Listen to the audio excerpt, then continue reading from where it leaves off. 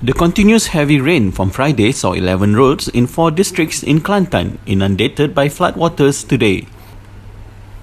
The roads, including 2 major routes, were submerged by floodwaters of between 0.8 meters and 1.2 meters, with all remaining impassable to all vehicles. Kelantan Police Chief Datuk Shafien Mamat said the 4 districts are Gua Musang, Kuala Krai, Machang and Jeli.